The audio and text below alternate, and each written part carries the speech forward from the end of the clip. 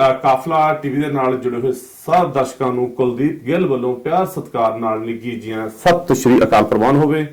ਜਿੰਨੇ ਵੀ ਦਰਸ਼ਕ ਸਾਡੇ ਨਾਲ ਜੁੜੇ ਹੋਏ ਨੇ ਅਸੀਂ ਇੱਕ ਵਾਰੀ ਫੇਰ ਸਭ ਦਾ ਨਿੱਘਾ ਸਵਾਗਤ ਕਰਦੇ ਹਾਂ। ਜਿੰਨੇ ਵੀ ਸਾਡੇ ਕੈਨੇਡਾ, ਅਮਰੀਕਾ, ਯੂਰਪ ਦੇ ਵਿੱਚੋਂ ਸਾਨੂੰ ਰਾਹੇ ਵਗਾਹੇ ਤੁਸੀਂ ਟੈਕਸਟ ਮੈਸੇਜ ਕਰਦੇ ਹੋ, ਤੁਹਾਡੀਆਂ ਫੋਨ ਕਾਲ ਆਉਂਦੀਆਂ ਨੇ, ਅਸੀਂ ਤਹਿ ਦਿਲ ਤੋਂ ਧੰਨਵਾਦ ਕਰਦੇ ਹਾਂ। ਤੁਹਾਡੇ ਟੈਕਸਟ ਮੈਸੇਜ ਦੇ ਜ਼ਰੀਏ ਜੋ ਤੁਹਾਡੇ ਸਵਾਲ ਹੁੰਦੇ ਨੇ ਅਸੀਂ ਦਰਸ਼ਕਾਂ ਦੇ ਨਾਲ ਸਾਂਝ ਪਾਉਂਦੇ ਹੈਗੇ ਆ। ਜੋ ਵੀ ਸਾਡੇ ਗੈਸਟ ਹੁੰਦੇ ਨੇ ਉਹਨਾਂ ਤੋਂ ਅਸੀਂ ਸਵਾਲ ਜਿਹੜੇ ਪੁੱਛਦੇ ਹੈਗੇ ਆ। ਤੁਹਾਡੇ ਸਵਾਲ ਹੁੰਦੇ ਨੇ, ਸਾਡਾ ਫਰਜ਼ ਬਣਦਾ ਇਸ ਪਲੇਟਫਾਰਮ ਦੇ ਉੱਤੇ, ਇਸ ਟੇਬਲ ਤੇ ਬੈਠ ਕੇ ਜੋ ਕਿ ਸਾਡੇ ਦਰਸ਼ਕਾਂ ਦੇ ਸਵਾਲ ਹੈਗੇ ਨੇ ਉਹ ਜਿਹੜੀ ਸਾਂਝ ਪਾਈ ਜਾਵੇ। ਜੀ ਤੁਸੀਂ ਸਟੂਡੀਓ ਦੇ ਵਿੱਚ ਗੱਲਬਾਤ ਕਰਨ ਵਾਸਤੇ ਸਟੂਡੀਓ ਫੋਨ ਨੰਬਰ 9056011300 9056011300 ਤੇ ਸਟੂਡੀਓ ਵਿੱਚ ਜਿਹੜੀ ਕਾਲ ਕੀਤੀ ਜਾ ਸਕਦੀ ਹੈ। ਜੀ ਬਹੁਤ ਹੀ ਆਪਾਂ ਕਹਿ ਸਕਦੇ ਹਾਂ ਬੜੇ ਜਜ਼ਬਾ ਰੱਖਣ ਵਾਲੇ ਬਟ ਜੋ ਕਿ ਸਿਧਾਂਤਾਂ ਦੇ ਚੱਲਦੇ ਨੇ, ਸੁਖਪਾਲ ਸਿੰਘ ਖਹਿਰਾ। ਕੌਣ ਨਹੀਂ ਜਾਣਦਾ ਹੈਗਾ ਖਹਿਰਾ ਸਾਹਿਬ ਨੂੰ। ਬਹੁਤ ਜ਼ਿਆਦਾ ਜਦੋਂ ਹੱਕ ਸੱਚ ਦੀ ਗੱਲ ਆਉਂਦੀ ਹੈ ਤਾਂ ਖਹਿਰਾ ਸਾਹਿਬ ਦੀ ਆਫਕੋਰਸ ਤੁਹਾਡੇ ਜਿਹੜੀ ਜ਼ੁਬਾਨ ਦੇ ਵਿੱਚ ਨਾਂ ਦਾ ਹੈਗਾ। ਸਾਡੇ ਨਾਲ ਜੁੜੇ ਹੋਏ ਨੇ ਪੰਜਾਬ ਤੋਂ ਸੁਖਪਾਲ ਸਿੰਘ ਖਹਿਰਾ। ਖਹਿਰਾ ਸਾਹਿਬ ਤੁਹਾਡਾ ਕਾਫਲਾ ਟੀਵੀ ਦੇ ਵਿੱਚ ਜੀ ਆਇਆਂ, ਨਿੱਘਾ ਸਵਾਗਤ, ਸਤਿ ਸ਼੍ਰੀ ਅਕਾਲ ਜੀ। हाँ कुलदीप जी, ਤੁਹਾਡਾ ਬਹੁਤ ਸ਼ੁਕਰੀਆ ਔਰ ਸਾਰੇ ਹੀ ਜਿੰਨੇ ਵਿਊਅਰਸ ਨੇ ਤੁਹਾਡੇ ਉਹਨਾਂ ਸਭ ਨੂੰ ਮੇਰੀ ਫਤਿਹ ਅਰਜ਼ ਹੈ ਜੀ। ਜੀ ਧੰਨਵਾਦ, ਤੁਸੀਂ ਬੜੇ ਕੀਮਤੀ ਟਾਈਮ ਦੇ ਵਿੱਚੋਂ ਟਾਈਮ ਕੱਢ ਕੇ ਸਾਡੇ ਦਰਸ਼ਕਾਂ ਦੇ ਨਾਲ ਸਾਂਝ ਪਾ ਰਹੇ ਹੋ। ਸਾਡਾ ਫਰਜ਼ ਬਣਦਾ ਜੋ ਕਿ ਅੰਦੋਲਨ ਚੱਲਦਾ ਹੈਗਾ ਉਸ ਤੇ ਅਸੀਂ ਪਹਿਲੇ ਦਿਨ ਤੋਂ ਲੈ ਕੇ ਅੱਜ ਤੱਕ ਜਦ ਤੱਕ ਚੱਲੂਗਾ ਹਮੇਸ਼ਾ ਅਸੀਂ ਹੱਕ ਸੱਚ ਦੇ ਹਮੇਸ਼ਾ ਗੱਲਬਾਤ ਕਰਦੇ ਆਏ ਤੇ ਕਰਦੇ ਰਹਾਂਗੇ। ਤੁਹਾਡਾ ਆਪਾਂ ਗੱਲ ਕਰਦੇ ਹਾਂ ਕਿਉਂ ਜਿਹੜੀਆਂ ਸਰਕਾਰਾਂ ਨੇ ਡਰੀਆਂ ਹੋਈਆਂ ਨੇ ਜਦ ਤੋਂ ਤੁਸੀਂ ਇਸ ਅੰਦੋਲਨ ਤੋਂ, ਕਿਉਂਕਿ ਆਪਾਂ ਕਿਸਾਨ ਆ, ਉਸ ਪੰਜਾਬ ਦੇ ਵਿੱਚ ਕਿਸਾਨੀ ਮਿੱਟੀ ਦੇ ਵਿੱਚੋਂ ਆਪਾਂ ਉਸ ਪੰਜਾਬ ਦੇ ਵਤਨ ਦੇ ਵਿੱਚ ਰਹਿੰਦੇ ਹੈਗੇ ਆ, ਕਿਉਂ ਜਿਹੜੀਆਂ ਸਰਕਾਰਾਂ ਨੇ ਤੁਹਾਡੇ ਈਡੀ ਦੀ ਜਿਹੜੀ ਹੈਗੀ ਸੀ ਨੇਹਾ ਜੀ ਯਾਦਵ, ਉਹਨਾਂ ਨੇ ਕਿਉਂ ਆ ਕੇ ਤੁਹਾਡੇ ਤੇ ਜਿਹੜੀ ਰੇਡ ਮਾਰੀ ਹੈਗੀ ਉਸ ਦੇ ਉੱਤੇ ਜ਼ਰੂਰ ਸਾਡੇ ਦਰਸ਼ਕਾਂ ਦੇ ਨਾਲ ਸਾਂਝ ਪਾਵੋ ਜੀ। ਕੁਲਦੀਪ ਜੀ, ਜਿੰਨੀ ਕੁ ਮੇਰੀ ਬੇਸਿਕ ਜਜਮੈਂਟ ਹੈ ਨਾ ਜੀ ਕਿ ਜਿਹੜਾ ਈਡੀ ਦਾ ਰੇਡ ਆ ਇਹ ਦਿੱਲੀ ਤੋਂ ਉਹਦੇ ਹੁਕਮ ਹੋਏ ਨੇ ਔਰ ਬੜੀਆਂ ਮਲਟੀਪਲ ਟੀਮਸ ਨੇ ਰੇਡ ਕੀਤਾ ਇੱਕੋ ਟਾਈਮ ਤੇ ਮੇਰੇ ਚੰਡੀਗੜ੍ਹ ਰਿਹਾਇਸ਼ ਤੇ। ਮੇਰਾ ਜਿਹੜਾ ਜੱਦੀ ਪਿੰਡ ਹੈ ਰਾਮਗੜ੍ਹ, ਜ਼ਿਲ੍ਹਾ ਕਪੂਰਥਲਾ, ਉਸ ਜਗ੍ਹਾ ਤੇ ਮੇਰੇ ਸਨ ਇਨ ਲਾਅ ਜਿਹੜੇ ਕਿ Sardar Darbara Singh former chief minister Punjab ਦੇ ਨੇ, ਉਹਨਾਂ ਦੇ ਗ੍ਰੈਂਡਸਨ ਆ, ਉਹਨਾਂ ਦੀ ਦਿੱਲੀ ਰਿਹਾਇਸ਼ ਤੇ। 3 ਜਗ੍ਹਾ ਤੇ ਮੇਰੇ ਪਰਿਵਾਰ ਦੇ ਉੱਤੇ ਉਹਨਾਂ ਨੇ ਸਾਈਮਲਟੇਨੀਅਸ ਰੇਡ ਕੀਤੇ 9 ਮਾਰਚ ਨੂੰ ਸਵੇਰੇ 8 ਵਜੇ ਐਗਜ਼ੈਕਟਲੀ ਜੀ। ਔਰ ਜਿਹੜਾ ਟੀਮਸ ਦਾ ਕੰਡਕਟ ਸੀਗਾ, ਜਿਸ ਢੰਗ ਦੇ ਨਾਲ ਉਹ ਆਏ, ਜਿਸ ਢੰਗ ਦੇ ਨਾਲ ਉਹਨਾਂ ਆਉਣ ਤੋਂ ਪਹਿਲਾਂ ਮੀਡੀਆ ਵਿੱਚ ਬਹੁਤ ਕੈਰੈਕਟਰ ਐਸੈਸੀਨੇਸ਼ਨ ਤੇ ਵਿਲੀਫਿਕੇਸ਼ਨ ਕੈਂਪੇਨ ਦੇ ਤਹਿਤ ਸਾਡੇ ਤੇ ਇਲਜ਼ਾਮ ਲਾਏ ਕਿ ਸੁਖਪਾਲ ਸਿੰਘ ਖਹਿਰਾ ਦੇ ਕੋਲ ਫਰਜ਼ੀ ਤੇ ਮਲਟੀਪਲ ਪਾਸਪੋਰਟਸ ਨੇ, ਸੁਖਪਾਲ ਸਿੰਘ ਖਹਿਰਾ ਮਨੀ ਲਾਂਡਰਿੰਗ ਕਰਦਾ ਵਾ, ਸੁਖਪਾਲ ਸਿੰਘ ਖਹਿਰਾ ਡਰੱਗ ਟ੍ਰੈਫਿਕਿੰਗ ਕਰਦਾ। ਇਹ 3 ਇਲਜ਼ਾਮਾਂ ਨੂੰ ਪਹਿਲਾਂ ਮੀਡੀਆ ਵਿੱਚ ਰਿਲੀਜ਼ ਕੀਤਾ ਗਿਆ ਤੇ ਫਿਰ ਸਾਡੇ ਉਹ ਇਹਨਾਂ ਰਿਹਾਇਸ਼ਗਾਹਾਂ ਦੇ ਉੱਤੇ ਪਹੁੰਚੇ ਤੇ ਜਦੋਂ ਉਹ ਸਵੇਰੇ ਪਹੁੰਚੇ ਤੇ ਜੋ 11 ਘੰਟੇ ਉਹਨਾਂ ਨੇ ਸਾਡੇ ਘਰ ਦੇ ਹਰ ਆਈਟਮ ਨੂੰ ਸਰਚ ਕੀਤਾ, ਹਰ ਕਮਰੇ ਨੂੰ ਸਰਚ ਕੀਤਾ ਔਰ ਮਤਲਬ ਵੱਡੇ ਪੱਧਰ ਦੇ ਉੱਤੇ ਜੋ ਇਹ ਰੇਡ ਕੰਡਕਟ ਕੀਤਾ ਗਿਆ। ਮੈਨੂੰ ਤਾਂ ਇੱਥੋਂ ਇੱਕ ਹੀ ਗੱਲ ਸਮਝ ਆਉਂਦੀ ਕਿ ਦੇਖੋ ਗੱਲ ਇਹ ਹੈ ਕਿ ਨਾ ਤਾਂ ਮੈਂ ਕੋਈ ਫਰਜ਼ੀ ਪਾਸਪੋਰਟ ਰੱਖਿਆ ਕਦੀ ਸਾਰੀ ਜ਼ਿੰਦਗੀ 'ਚ। ਮੈਂ ਪਬਲਿਕ ਪਲੇਟਫਾਰਮ ਤੁਹਾਡੇ ਟੀਵੀ ਤੋਂ ਇਹ ਡਿਕਲੇਅਰ ਕਰਦਾ ਕਿ ਅਗਰ ਮੇਰੇ ਨਾਮ ਦਾ ਕੋਈ ਦੂਜਾ ਪਾਸਪੋਰਟ ਮਿਲ ਜਵੇ I will just quit politics. ਮੈਂ ਲੋਕਾਂ ਦੀ ਕਚਹਿਰੀ 'ਚ ਖੜਾ ਹੋ ਕੇ ਮਾਫੀ ਮੰਗੂੰਗਾ ਕਿ ਮੈਂ ਬਹੁਤ ਗਲਤ ਕੰਮ ਕੀਤਾ। ਮੈਨੂੰ ਲੋੜ ਕੀ ਹੈ ਪਹਿਲਾਂ ਦੱਸੋ ਕਿ ਮੈਂ ਐਮਐਲਏ ਹਾਂ, ਮੈਂ ਲੀਡਰ ਆਫ ਆਪੋਜੀਸ਼ਨ ਰਿਹਾ ਪੰਜਾਬ ਦਾ, ਮੈਂ ਸਾਰੀ ਦੁਨੀਆ 'ਚ ਜਾ ਚੁੱਕਾ, ਮੇਰੇ ਕੋਲ ਸਾਰੀ ਦੁਨੀਆ ਦੇ ਵੀਜ਼ਾਜ਼ ਨੇ। Why would I need a second passport ਔਰ third fourth passport for what reason? ਪਹਿਲਾਂ ਤਾਂ ਮੈਂ ਉਸ ਟੀਮ ਦੇ ਮੈਂਬਰਸ ਨੂੰ ਪੁੱਛਣਾ ਚਾਹੁੰਦਾ, ਹਾਲਾਂਕਿ ਮੈਨੂੰ ਨਹੀਂ ਪੁੱਛਿਆ ਉਹਨਾਂ ਨੇ ਬਾਈ ਦ ਵੇ, ਸਿਰਫ ਬਾਹਰ ਕੈਂਪੇਨ ਲਾਂਚ ਕੀਤਾ ਤਾਂ ਕਿ ਇਹ ਬਦਨਾਮ ਕਰ ਦਈਏ ਇਸ ਨੂੰ। ਮੈਨੂੰ ਅੰਦਰ ਪੁੱਛਿਆ ਹੀ ਨਹੀਂ ਉਹਨਾਂ ਨੇ। ਮੈਨੂੰ ਤਾਂ ਬਾਅਦ 'ਚ ਰਿਅਲਾਈਜ਼ ਹੋਇਆ ਕਿ ਬਾਹਰ ਤੁਹਾਡੇ ਖਿਲਾਫ ਇਹ ਇਲਜ਼ਾਮ ਲਾਏ ਜਾ ਰਹੇ ਨੇ ਤੇ ਇਹ ਤਾਂ ਕੰਮ ਉਹ ਕਰਦੇ ਨੇ ਜਿਨ੍ਹਾਂ ਨੇ ਕੋਈ ਫੇਕ ਆਈਡੈਂਟੀਜ਼ ਕ੍ਰੀਏਟ ਕੀਤੀਆਂ, ਜਿਹੜੇ ਲੁਕ ਛੁਪ ਕੇ ਦੂਜੇ ਕੰਟਰੀਜ਼ ਜਾਣਾ ਚਾਹੁੰਦੇ। ਨੰਬਰ 1 ਇਹ। ਨੰਬਰ 2 ਡਰੱਗ ਟ੍ਰੈਫਿਕਿੰਗ ਦਾ ਇਲਜ਼ਾਮ ਲਾਇਆ ਇਹਨਾਂ ਨੇ। ਜਿਹੜੀ ਇੰਡੀਆ ਦੀ ਏਜੰਸੀ ਨਾ ਜੇ ਇੱਕ ਹੈਗੀ ਹੈ ਬੜੀ ਇੰਪੋਰਟੈਂਟ ANI, ਸਿਰਫ ਇੱਕ ਏਜੰਸੀ ਨੂੰ ਇੱਕ ਬਿਆਨ ਛੱਡ ਦਿਓ ਸਾਰੇ ਟੀਵੀਜ਼ ਆਪੇ ਚੱਕ ਲੈਂਦੇ ਨੇ। ANI ਕਹਿੰਦੀ ਮੈਂ ਡਰੱਗ ਟ੍ਰੈਫਿਕਿੰਗ ਕਰਦਾ। ਡਰੱਗ ਟ੍ਰੈਫਿਕਿੰਗ ਅਗਰ ਮੈਂ ਕਰਦਾ ਹੁੰਦਾ ਤੇ ਮੈਂ ਇੰਨੇ ਸਾਲ ਰਾਜਨੀਤੀ ਸਰਵਾਈਵ ਨਹੀਂ ਕਰ ਸਕਦਾ ਸੀਗਾ। I have nothing to do with drug trafficking. Number 3, money laundering. Money laundering ਜਿਹੜੀ ਹੈ ਨਾ ਅਸੂਲਨ ਜਿਹੜਾ ਉਹਦਾ ਸਿੰਪਲ ਮੈਨੂੰ ਸਮਝ ਆਉਂਦਾ ਮਨੀ ਲਾਂਡਰਿੰਗ ਇਜ਼ ਕਿ ਤੁਸੀਂ ਜਿਹੜੇ ਵੱਡੇ ਧਨਾਟ ਬੰਦੇ ਨੇ ਇਸ ਦੇਸ਼ ਦੇ ਜਿਹੜੇ ਕਰਪਟ ਬੰਦੇ ਨੇ ਜਿਹੜੇ ਕਰਪਟ ਪੋਲੀਟੀਸ਼ੀਅਨਸ ਆ ਜਿਹੜੇ ਕਰਪਟ ਬਿਜ਼ਨਸਮੈਨ ਹੈ ਜਿਨ੍ਹਾਂ ਕੋਲ ਸੈਂਕੜੇ ਹਜ਼ਾਰਾਂ ਕਰੋੜਾਂ ਰੁਪਏ ਦਾ ਕਾਲਾ ਧਨ ਹੈ ਉਹ ਆਪਣੇ ਕਾਲੇ ਧਨ ਨੂੰ world wide offshore accounts create ਕਰਕੇ ਜਿਹੜੀਆਂ ਸੌਫਟ ਕੰਟਰੀਜ਼ ਨੇ ਜਿਹੜੇ ਬਲੈਕ ਮਨੀ ਬਾਰੇ ਨਹੀਂ ਪੁੱਛਦੇ ਜ਼ਿਆਦਾ ਜਿੱਦਾਂ ਸਵਿਟਜ਼ਰਲੈਂਡ ਦੇ ਬੈਂਕਸ ਨੇ ਜਾਂ ਕੈਰੇਬੀਅਨ ਆਈਲੈਂਡਸ ਦੇ ਬੈਂਕਸ ਨੇ ਜਾਂ ਦੁਬਈ ਦੇ ਬੈਂਕਸ ਨੇ ਇਹ ਪੈਸਾ ਉੱਥੇ ਜਾਂਦਾ ਜੀ ਔਰ ਉੱਥੋਂ ਰੋਟੇਟ ਕਰਕੇ ਹਵਾਲਾ ਦੇ ਥਰੂ ਵਾਪਸ ਕੰਟਰੀ 'ਚ ਲੈ ਕੇ ਆਉਂਦੇ ਨੇ ਕਨਵਰਟਡ ਇਨਟੂ ਵਾਈਟ ਮਨੀ ਕਿਉਂਕਿ ਜਿਹੜੇ ਸੋ ਕਾਲਡ ਹਵਾਲਾ ਦੇ ਜਿਹੜੇ ਦਲਾਲ ਹੁੰਦੇ ਨੇ ਵਿੱਚ ਉਹ ਆਪਣਾ ਕੱਟ ਲੈਂਦੇ ਨੇ ਤੇ ਮੈਂ ਤਾਂ ਇਹਦੇ ਤੋਂ ਕੋਹਾਂ ਦੂਰ ਹਾਂ ਜੀ ਮੈਂ ਤਾਂ ਇੱਕ ਸਿੰਪਲ ਜ਼ਿੰਦਗੀ ਠੀਕ ਹੈ ਜੋ ਸਾਨੂੰ ਵਾਹਿਗੁਰੂ ਨੇ ਐਸੈਟਸ ਮੇਰੇ ਪੁਰਖਿਆਂ ਨੇ ਦਿੱਤੇ ਨੇ ਜਿੰਨੇ ਮੈਨੂੰ ਜ਼ਿੰਦਗੀ ਵਿੱਚ ਆਪਣੀ ਜ਼ਿੰਦਗੀ ਰਿਸਪੈਕਟੇਬਲ ਤਰੀਕੇ ਨਾਲ ਕਮਾਉਣ ਲਈ ਚਾਹੀਦੀ ਉਹ ਮੇਰੇ ਕੋਲ ਹੈਗੇ ਨੇ ਪਰ ਮੈਂ ਉੱਥੇ ਉਸ ਦਿਨ ਚੰਡੀਗੜ੍ਹ ਜਦੋਂ ਮੇਰੇ ਤੇ ਇਲਜ਼ਾਮ ਲੱਗ ਰਹੇ ਸੀ ਮੈਂ during middle of the raid because ਬਹੁਤ ਬਾਹਰ ਮੀਡੀਆ ਆ ਗਿਆ ਸੀ ਘਰ ਦੇ ਤਾਂ ਮੈਂ ਆਈ ਮੇਡ ਇਟ ਅ ਪੁਆਇੰਟ ਕਿ ਇਹ ਸਾਰਾ ਝੂਠ ਹੈ ਇਹਨਾਂ ਸਾਰੀਆਂ ਗੱਲਾਂ ਤੇ ਕਾਟਾ ਮਾਰੋ I came out out of my residence and we made this point clear because मैं ਤਾਂ ਜਿੰਨੀ ਪਬਲਿਕ ਲਾਈਫ ਮੇਰੀ ਔਰ ਮੇਰੇ ਪਿਤਾ ਜੀ ਸਵਰਗਵਾਸੀ Sardar Sukhjinder Singh it's almost been now 50 years ਅੱਧੀ ਸਦੀ ਜੀ ਇਹਦੇ ਚ ਕਿਤੇ ਵੀ ਕੋਈ 3.25 ਕਰੋੜ ਆਬਾਦੀ ਹੈ ਪੰਜਾਬ ਦੀ ਕੋਈ ਤਾਂ ਇੱਕ ਬੰਦਾ ਹੋਊਗਾ ਜਿਹੜਾ ਕਹੂਗਾ ਜੀ ਸਾਡੇ ਨਾਲ ਇਹਨਾਂ ਨੇ ਠੱਗੀ ਠੋਰੀ ਮਾਰੀ ਆ ਪੈਸੇ ਲਏ ਨੇ ਪੈਸੇ ਕਮਾਏ ਨੇ ਅਸੀਂ ਤਾਂ ਉਹ ਵੀ ਨਹੀਂ ਕੀਤਾ ਤੇ ਦੂਸਰੀ ਗੱਲ ਕਿ ਮੈਂ ਹਾਲਾਂਕਿ ਕੋਈ ਪਰਸਨਲ ਡਿਟੇਲਸ ਨਹੀਂ ਦਿੰਦਾ ਪਰ ਮੈਨੂੰ ਦੇਣੀ ਪੈ ਰਹੀ ਸੀਗੀ ਕਿ ਮੈਂ ਤਾਂ I am under a debt of about 2 crore rupees ਕਿਉਂਕਿ ਮੈਂ 2 ਐਗਰੀਕਲਚਰ ਲਿਮਿਟਸ ਬਣਾਈਆਂ 2 ਸੈਪਰੇਟ ਬੈਂਕਸ ਤੋਂ ਉਸ ਲਿਮਿਟ ਦੀ ਅਦਾਇਗੀ ਇੰਟਰਸਟ ਦੀ ਹਰ ਸਾਲ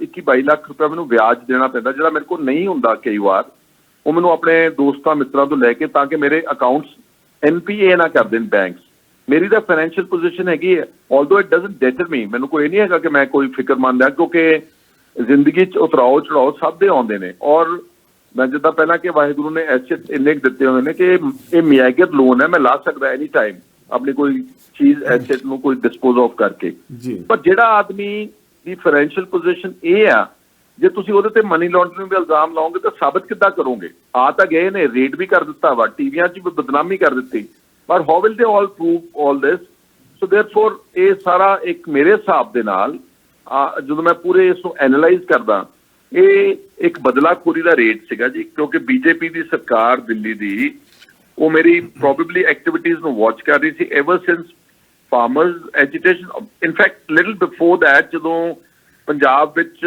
ਯੂਆਪਾ ਜਿਹੜਾ ਟਾਡਾ ਦਾ ਰਿਪਲੇਸਮੈਂਟ ਲਾਅ ਆ ਉਹਦੇ 'ਚ ਜਦੋਂ ਲੋਕਾਂ ਨੂੰ ਵਿਕਟਮਾਈਜ਼ ਕੀਤਾ ਆਈ ਵਾਜ਼ ਦੀ only politician in Punjab only mind you ਬਹੁਤ ਸਾਰੀਆਂ ਪਾਰਟੀਆਂ ਨੇ ਬਹੁਤ ਸਾਰੇ ਲੀਡਰ ਨੇ ਇਕੱਲੇ ਮੈਂ ਉਸ ਨੂੰ ਨਾ ਸਿਰਫ ਅਪੋਜ਼ ਕੀਤਾ ਪਰ ਮੈਂ ਗਰਾਊਂਡ ਜ਼ੀਰੋ ਤੇ ਜਾ ਕੇ ਬਹੁਤ ਸਾਰੇ ਲੋਕਾਂ ਨੂੰ ਯੂਆਪਾ ਲਾਅ 'ਚੋਂ ਬਚਾਇਆ ਉਹਨਾਂ ਦੀ ਹਿਫਾਜ਼ਤ ਕੀਤੀ ਔਰ ਜਦੋਂ ਕਿਸਾਨ ਅੰਦੋਲਨ ਸ਼ੁਰੂ ਹੋਇਆ ਜਿਹੜੀ ਸਾਡੀ ਉਹਦੇ 'ਚ ਪਾਰਟਿਸਿਪੇਸ਼ਨ ਸੀਗੀ ਭਾਵੇਂ ਕਿ ਉਹ ਨਾਨ ਪੋਲੀਟੀਕਲ ਹੈ ਮੈਂ ਸਟੇਜ ਤੇ ਨਹੀਂ ਕਦੇ ਗਿਆ but I did my best to support this agitation during this agitation 26 ਜਨਵਰੀ ਨੂੰ ਟਰੈਕਟਰ ਪਰੇਡ ਦੇ ਉਹ ਦੌਰਾਨ ਨਵਰੀਤ ਸਿੰਘ ਡਿਬਡਿਬਾ ਇੱਕ ਨੌਜਵਾਨ ਸਾਡਾ ਮਾਰਿਆ ਗਿਆ ਸੀਗਾ ਅੱਛਾ ਅਫਸੋਸ ਨਾਲ ਕਹਿਣਾ ਪੈਂਦਾ ਕਿ ਕਿਸੇ ਨੇ ਉਹਦਾ ਮਸਲਾ ਨਹੀਂ ਚੱਕਿਆ ਇਨਕਲੂਡਿੰਗ ਕਿਸਾਨ ਅੰਦੋਲਨ ਦੇ ਲੀਡਰਸ਼ਿਪ ਜਿਹੜੀ ਬੈਠੀ ਦਿੱਲੀ ਉਹਨਾਂ ਨੇ ਜ਼ਿਕਰ ਵੀ ਨਹੀਂ ਕੀਤਾ ਉਹਨੂੰ ਅਪਣਾਇਆ ਵੀ ਨਹੀਂ ਮੈਂ ਉਸ ਨਵਰੀਤ ਸਿੰਘ ਦਾ ਮਸਲਾ ਬਹੁਤ ਜ਼ੋਰਦਾਰ ਨਾਲ ਢੰਗ ਨਾਲ ਚੱਕਿਆ ਔਰ ਚੱਕਿਆ ਇਸ ਤਰੀਕੇ ਨਾਲ ਕਿ ਦਿੱਲੀ ਹਾਈ ਕੋਰਟ ਵਿੱਚ ਉਹਦੇ ਦਾਦਾ ਜੀ ਤੋਂ ਪਟੀਸ਼ਨ ਪਵਾ ਕੇ ਹਰਦੀਪ ਸਿੰਘ ਤੋਂ ਦਿੱਲੀ ਪੁਲਿਸ ਤੇ ਬੀਜੇਪੀ ਦੀ ਗਵਰਨਮੈਂਟ ਨੂੰ ਨੋਟਿਸ ਕਟਹਿਰੇ ਚ ਕਿਹਾ ਕਟਹਿਰਾ ਜੋ ਵੀ ਕਹਿੰਦੇ ਉਹਦੇ ਚ ਖੜਾ ਕੀਤਾ ਔਰ ਉਹ ਕੇਸ ਉੱਥੇ ਚੱਲ ਪਿਆ ਵਾ ਮੈਨੂੰ ਲੱਗਦਾ ਵਾ ਕਿ ਕਿਤੇ ਨਾ ਕਿਤੇ ਬੀਜੇਪੀ ਦੀ ਜਿਹੜੀ ਸਰਕਾਰ ਉਹ ਅਗਰ ਤੁਸੀਂ ਦੇਖੋਗੇ ਇੱਕ ਵੈਲ ਪਲਾਨ ਡਿਜ਼ਾਈਨ ਹੈ ਇੰਡੀਆ 'ਚ ਕਿ ਜਿਹੜੇ ਵੀ ਲੋਕ ਬੀਜੇਪੀ ਨੂੰ ਅਪੋਜ਼ ਕਰਦੇ ਜਾਂ ਫਾਰਮਰਸ ਨੂੰ ਸਪੋਰਟ ਕਰਦੇ ਜਾਂ ਹਿਊਮਨ ਰਾਈਟਸ ਦੀ ਵਾਇਲੇਸ਼ਨਸ ਨੂੰ ਅਪੋਜ਼ ਕਰਦੇ ਉਹਨਾਂ ਨੂੰ ਟਾਰਗੇਟ ਕਰ ਰਹੇ ਨੇ starting from Diljit Dosanjh our pride ਜਿਹਨੇ ਉਹਨੂੰ ਈਡੀ ਦਾ ਨੋਟਿਸ ਜਾ ਰਿਹਾ ਇਨਕਮ ਟੈਕਸ ਦਾ ਨੋਟਿਸ ਜਾ ਰਿਹਾ ਤਾਪਸੀ ਪੰਨੂ ਅਨੁਰਾਗ ਕਸ਼ਪ ਡਾਇਰੈਕਟਰ ਸੈਲੀਬ੍ਰਿਟੀਜ਼ ਉਸ ਤੋਂ ਇਲਾਵਾ ਬਹੁਤ ਸਾਰੇ ਹਿਊਮਨ ਰਾਈਟ ਐਕਟਿਵਿਸਟ ਨੂੰ ਟਾਰਗੇਟ ਕੀਤਾ ਅੰਦੋਲਨ ਦੇ ਦੌਰਾਨ ਨੋਦੀਪ ਕੌਰ ਵਰਗੀ ਇੱਕ ਲੜਕੀ ਨੂੰ ਕੁੱਟਿਆ ਗਿਆ ਉਹਦੇ ਪ੍ਰਾਈਵੇਟ ਪਾਰਟਸ ਤੇ ਹਮਲਾ ਕੀਤਾ ਗਿਆ ਰਣਜੀਤ ਸਿੰਘ ਨੂੰ ਚੱਕ ਕੇ ਅੰਦੋਲਨ ਵਿੱਚੋਂ ਇੱਕ ਪੁਲਿਸ ਵਾਲਾ ਜਿੱਦਾਂ ਜਾਰਜ ਫਲੋਇਡ ਨੂੰ ਇੱਕ ਉਸ ਕਾਲੇ ਨੂੰ ਇੱਕ ਅੰਗਰੇਜ਼ ਗੋਰੇ ਪੁਲਿਸ ਵਾਲੇ ਨੇ ਆਪਣੇ ਗੋਡਾ ਤੇ ਜੁੱਤੀ ਰੱਖ ਕੇ ਉਹਨੂੰ ਮਾਰ ਦਿੱਤਾ ਸੀ। ਇਦਾਂ ਹੀ ਉਹਦੇ ਮੂੰਹ ਦੇ ਉੱਤੇ, ਉਹਦੇ ਸਿਰ ਤੇ ਯੂਨੀਫਾਰਮ ਵਿੱਚ ਉਹਦੇ ਆਪਣੇ ਜੁੱਤੀ ਦੇ ਨਾਲ ਉਹਦਾ ਮੂੰਹ ਟਰੈਂਪਲ ਕਰ ਰਿਹਾ। ਜਦੋਂ ਮੈਂ ਸਾਰੇ ਲੋਕਾਂ ਦੀ ਆਵਾਜ਼ ਉਠਾਈ, I think so I am very sure ਕਿ ਇਹ ਸਾਰਾ ਜਿਹੜਾ ਈਡੀ ਦਾ ਰੇਟ ਆ ਇਹ ਮੇਰੇ ਖਿਲਾਫ ਬਦਲਾਖੋਰੀ ਦੀ ਨੀਤੀ ਦੇ ਤਹਿਤ ਕੀਤਾ ਗਿਆ, ਤਾਂ ਕਿ ਉਹ ਚਾਹੁੰਦੇ ਸੀ ਕਿ ਇਹਨੂੰ ਡਰਾਓ, ਧਮਕਾਓ ਤੇ ਤਾਂ ਕਿ ਇਹ ਬੋਲੇ ਨਾ ਬੀਜੇਪੀ ਦੇ ਖਿਲਾਫ, ਸੈਂਟਰਲ ਗਵਰਨਮੈਂਟ ਦੇ ਖਿਲਾਫ। ਤੇ ਨਾਲ ਸਾਰੇ ਪੰਜਾਬ ਦੇ ਲੋਕਾਂ ਨੂੰ ਸੁਣਿਆ ਦਿੱਤਾ ਕਿ ਜੇ ਤੁਹਾਡੇ ਫਾਰਮਰ ਲੀਡਰ ਆਫ ਆਪੋਜੀਸ਼ਨ ਤੇ ਇੱਕ ਸਿਟਿੰਗ ਐਮਐਲਏ ਨੂੰ ਅਸੀਂ ਉਹਦਾ ਹਸ਼ਰ ਇਹ ਕਰ ਸਕਦੇ ਹਾਂ ਤੇ ਆਮ ਬੰਦਾ ਸਮਝ ਲਓ ਕਿ ਤੁਹਾਡਾ ਹਸ਼ਰ ਅਸੀਂ ਕੀ ਕਰਾਂਗੇ। ਮੇਰੇ ਹਿਸਾਬ ਨਾਲ ਇਹਦੇ ਤੋਂ ਇਲਾਵਾ ਮੈਨੂੰ ਹੋਰ ਕੋਈ ਰੀਜ਼ਨ ਨਹੀਂ ਨਜ਼ਰ ਆਉਂਦਾ, because neither am I money launderer, nor have I done anything wrong in my life, neither do I have any assets which are disproportionate to my income, neither do I indulge in drug trafficking, never ever। ਜੀ ਕਿਉਂਕਿ ਜਿਸ ਹਿਸਾਬ ਨਾਲ ਤੁਹਾਡੀਆਂ ਖੈਰਾ ਸਾਹਿਬ ਗੱਲਾਂ ਤੋਂ ਲੱਗਦਾ ਜਿਹੜੀ ਭਾਜਪਾ ਸਰਕਾਰ ਆ ਜਾਂ ਜਿਹੜੀਆਂ ਸਰਕਾਰਾਂ ਹੈਗੀਆਂ ਨੇ ਇੱਥੇ ਇਹ ਜਿਹੜੇ ਅੰਦੋਲਨ ਦਬਾਉਣ ਦੀ ਕੋਸ਼ਿਸ਼ ਕਰ ਰਹੇ ਨੇ, ਕਿਉਂਕਿ ਤੁਸੀਂ ਜਿਹੜੀ ਆਵਾਜ਼ ਉਠਾ ਰਹੇ ਹੋ, ਜਿਹੜਾ ਮੁੰਡਾ ਦੀ ਡੈਥ ਹੋਈ ਆ ਦਿੱਲੀ ਦੇ ਵਿੱਚ, ਨਵਰੀਤ ਮੁੰਡੇ ਦੀ, ਉਸ ਦਾ ਤੁਸੀਂ ਪੋਸਟਮਾਰਟਮ ਵਾਸਤੇ ਵੀ ਤੁਸੀਂ ਜਿਹੜੀ ਜਾਂਚ ਕਰਵਾਉਣ ਦੀ ਕੋਸ਼ਿਸ਼ ਕਰ ਰਹੇ ਹੋ, ਟਰਾਈ ਕੀਤੀ ਹੈਗੀ, ਕਰ ਰਹੇ ਹੋ। ਤੇ ਤਾਂ ਕਰਕੇ ਜਿਹੜੀ ਦਿੱਲੀ ਸਰਕਾਰ ਆ ਉਸ ਨੇ ਤੁਹਾਡੇ ਤੇ ਕਿਉਂਕਿ ਤੁਸੀਂ ਫਾਰਮਰ ਦੀ ਸਪੋਰਟ ਕਰਦੇ ਹੋ, ਅੰਦੋਲਨ ਦੀ ਸਪੋਰਟ ਕਰਦੇ ਹੈਗੇ ਹੋ, ਤਾਂ ਕਰਕੇ ਤੁਹਾਨੂੰ ਜਿੱਦਾਂ ਵੀ ਜਿਹੜੀ ਈਡੀ ਦੀ ਰੇਡ ਆ ਜਿਹੜੀ ਮਰਵਾਈ ਹੋ ਸਕਦੀ ਹੈਗੀ ਆ। ਨਹੀਂ, ਇਹੀ ਕਾਰਨ ਨਜ਼ਰ ਆਉਂਦਾ ਨਾ, ਜਾਂ ਤਾਂ ਮੇਰੇ ਖਿਲਾਫ ਕੋਈ ਮੇਰਾ ਦੇਖੋ ਨਾ ਜੀ ਟਰੈਕ ਰਿਕਾਰਡ ਆ ਜੀ, ਜਾਂ ਤਾਂ ਕੋਈ ਮੈਂ ਪ੍ਰੋਫੈਸ਼ਨਲ ਕੋਈ ਚੀਟਰ ਹੋਵਾਂ, ਜਾਂ ਕੋਈ ਮੈਂ ਨੁਕਸਾਨ ਕੀਤਾ ਹੋਵੇ ਸਟੇਟ ਦਾ, ਜਾਂ ਮੈਂ ਲੋਕਾਂ ਨਾਲ ਧੋਖਾਧੜੀ ਕੀਤੀ ਹੋਵੇ, ਜਾਂ ਮੇਰਾ ਟਰੈਕ ਰਿਕਾਰਡ ਹੋਵੇ। ਇਨਫੈਕਟ ਮੈਂ ਤਾਂ ਉਲਟਾ ਕਹਿਣਾ ਚਾਹੁੰਦਾ ਵਾਂ ਕਿ ਮੈਂ ਜਿਹੜੀ ਰੇਟਿੰਗ ਟੀਮਸ ਆਈ ਸੀ, ਉਹਦੀ ਜਿਹੜੀ ਡਿਪਟੀ ਡਾਇਰੈਕਟਰ ਹੈਡ ਸੀਗੀ, ਸ਼ਾਇਦ ਉਹਦਾ ਨਾਮ ਨੇਹਾ ਯਾਦਵ ਸੀ, ਮੈਂ ਉਹਨਾਂ ਨੂੰ ਸਮਝਾਇਆ, ਮੈਂ ਕਿਹਾ ਗੱਲ ਇਹ ਆ ਕਿ ਮੈਂ ਤਾਂ ਕਰੂਸੇਡਰ ਆ ਅਗੇਂਸਟ ਕਰਪਸ਼ਨ, ਮੈਂ ਤਾਂ ਆਪ ਵਿਸਲ ਬਲੋਅਰ ਆ ਅਗੇਂਸਟ ਕਰਪਸ਼ਨ ਇਨ ਦਿਸ ਕੰਟਰੀ। ਇੱਕ ਨਹੀਂ ਅਨੇਕਾਂ ਕੰਪਲੇਂਟਸ, ਜਿੱਦਾਂ ਬੀਬੀ ਜਗੀਰ ਕੌਰ ਨੇ ਆਪਣੇ ਹੀ ਪਿੰਡ ਵਿੱਚ ਬੇਗੋਵਾਲ 'ਚ 22 ਏਕੜ ਜ਼ਮੀਨ ਸਰਕਾਰੀ ਬੇਗੋਵਾਲ ਦੀ ਨਗਰ ਪੰਚਾਇਤ ਦੇ ਉੱਤੇ ਕਬਜ਼ਾ ਕਰਕੇ ਉੱਥੇ ਆਪਣਾ ਸਕੂਲ ਬਣਾ ਲਿਆ, ਉੱਥੇ ਆਪਣੇ ਦੋਤੇ ਵਾਸਤੇ ਗੋਲਫ ਕੋਰਸ ਬਣਾ ਲਿਆ। ਮੈਂ ਤਾਂ ਉਹਦੀ ਕੰਪਲੇਂਟ ਲੋਕਪਾਲ ਦੇ ਕੀਤੀ ਹੋਈ ਹੈ 2011 ਦੀ ਜੀ। ਤੇ ਜਾਂ ਬਹੁਤ ਸਾਰੇ ਸਨਾਵਰ ਸਕੂਲ ਨੂੰ ਇੱਕ ਵਾਰੀ ਸੁਖਬੀਰ ਬਾਦਲ ਨੇ ਸਰਕਾਰੀ ਪੈਸੇ ਚੋਂ ਆਪਣੇ ਨਿੱਜੀ ਸਕੂਲ ਨੂੰ 1 ਕਰੋੜ ਦੀ ਗ੍ਰਾਂਟ ਦਿੱਤੀ। ਮੈਂ ਤਾਂ ਉਹਦੀ public interest litigation supreme court ਚੱਲ ਰਹੀ, ਮੇਰੀ ਹਲੇ ਵੀ ਚੱਲ ਰਹੀ ਹੈ। ਜਾਂ ਮੈਂ ਬਹੁਤ ਸਾਰੇ ਹੋਰ ਕੇਸਿਸ, ਮੈਂ ਕਿਹਾ do you expect a whistleblower to be a money launderer, a person who has been opposing the government or corrupt officials throughout his life, ਉਹ ਕਦੀ ਅਫੋਰਡ ਕਰ ਸਕਦਾ? ਔਰ ਦੂਸਰਾ ਕਿ ਇੱਕ ਟਰੈਕ ਰਿਕਾਰਡ ਦੇਖੋ ਤੁਸੀਂ ਕਿ ਜਦੋਂ ਮੈਂ ਸਰਕਾਰਾਂ ਦੇ ਖਿਲਾਫ ਲੜਦਾ, ਜਦੋਂ ਮੈਂ ਪਹਿਲੀ ਵਾਰੀ ਐਮਐਲਏ ਬਣਿਆ 2007 ਚ ਜੀ, ਤੇ ਬਾਦਲ ਸਾਹਿਬ ਦੀ ਸਰਕਾਰ ਜੀ, ਮੇਰੇ ਤੇ 6 ਮੁਕੱਦਮੇ ਦਰਜ ਸੀ ਜੀ, ਤੇ 6 ਦੇ 6 ਪੋਲੀਟੀਕਲ ਵੈਂਡੇਟਾ ਦੇ ਤਹਿਤ ਦਰਜ ਹੋਏ, ਤੇ 6 ਦੇ 6 ਹਾਈ ਕੋਰਟ ਚੰਡੀਗੜ੍ਹ ਨੇ ਉਹਨਾਂ ਨੂੰ ਕੁਆਸ਼ ਕੀਤਾ। ਹੁਣ ਜਦੋਂ ਮੈਂ ਲੀਡਰ ਆਫ ਆਪੋਜੀਸ਼ਨ ਬਣਿਆ ਤਾਂ ਤੁਹਾਨੂੰ ਯਾਦ ਹੋਵੇਗਾ ਇੱਕ ਮਾਈਨਿੰਗ ਸਕੈਂਡਲ ਹੋਇਆ ਸੀ ਪੰਜਾਬ, ਬਹੁਤ ਜ਼ਬਰਦਸਤ ਜੀ। ਉਸ ਸਕੈਂਡਲ ਵਿੱਚ ਇੱਕ ਮਿਨਿਸਟਰ ਇਨਵੋਲਵ ਸੀ, ਰਾਣਾ ਗੁਰਜੀਤ ਸਿੰਘ। ਮੈਂ ਜਦੋਂ 6-7 ਮਹੀਨੇ ਉਹਦੇ ਖਿਲਾਫ ਕਰੂਸੇਡ ਕੀਤਾ ਤੇ ਕੈਪਟਨ ਅਮਰਿੰਦਰ ਸਿੰਘ ਦੀ ਸਰਕਾਰ ਨੂੰ ਉਸ ਮਿਨਿਸਟਰ ਨੂੰ ਕੱਢਣਾ ਪਿਆ। ਉਹਦਾ ਗੁੱਸਾ ਇੰਨਾ ਕੀਤਾ ਸਰਕਾਰ ਨੇ ਤੇ ਰਾਣਾ ਗੁਰਜੀਤ ਨੇ ਕਿ ਮੇਰੇ ਖਿਲਾਫ ਇੱਕ ਮਨ ਘੜਤ ਝੂਠਾ NDPS ਦਾ ਮਾਮਲਾ ਜਿਹੜਾ ਸੀਗਾ ਉਹਦੇ 'ਚ ਮੈਨੂੰ ਇੰਪਲੀਕੇਟ ਕੀਤਾ। ਉਹ ਤਾਂ ਸ਼ੁਕਰ ਕਰੋ ਕਿ ਮੈਨੂੰ ਸੁਪਰੀਮ ਕੋਰਟ ਆਫ ਇੰਡੀਆ ਨੇ ਉਹਦੇ 'ਚ ਸਾਰੀਆਂ ਪ੍ਰੋਸੀਡਿੰਗ ਸਟੇ ਕਰਕੇ ਮੈਨੂੰ ਰਾਹਤ ਦਿੱਤੀ। ਹੁਣ ਜਿਹੜਾ ਈਡੀ ਦਾ ਇਹ ਜੋ ਕੁਝ ਚੱਲ ਰਿਹਾ, ਜਿੱਦਾਂ ਮੈਨੂੰ ਹੁਣ, ਕਿਉਂਕਿ ਈਡੀ ਨੇ ਮੈਨੂੰ ਦੱਸਿਆ ਨਹੀਂਗਾ ਕਿ ਅਸੀਂ ਰੇਡ ਕਿਉਂ ਕਰ ਰਹੇ, ਮੈਂ ਬਹੁਤ ਪੁੱਛਿਆ, ਪਰ ਮੈਨੂੰ ਇਹ ਪਤਾ ਲੱਗਿਆ ਕਿ ਈਡੀ ਦੀ ਟੀਮਸ ਉਸੇ ਹੀ NDPS ਦਾ ਜਿਹੜਾ ਰਾਣੇ ਗੁਰਜੀਤ ਨੇ ਮਾਮਲਾ ਦਰਜ ਕਰਾਇਆ ਸੀ, ਉਸੇ ਨੂੰ ਚੱਕ ਕੇ ਉਹਦੀ ਮਨੀ ਟ੍ਰੇਲ ਕ੍ਰੀਏਟ ਕਰਨ ਦੀ ਕੋਸ਼ਿਸ਼ ਕਰ ਰਹੇ ਨੇ ਕਿ ਇਹਨੇ ਮਨੀ ਲਾਂਡਰਿੰਗ ਕੀਤੀ, ਵਿਚ ਇਜ਼ ਐਬਸੋਲੂਟਲੀ ਅਨਟਰੂ ਜੀ।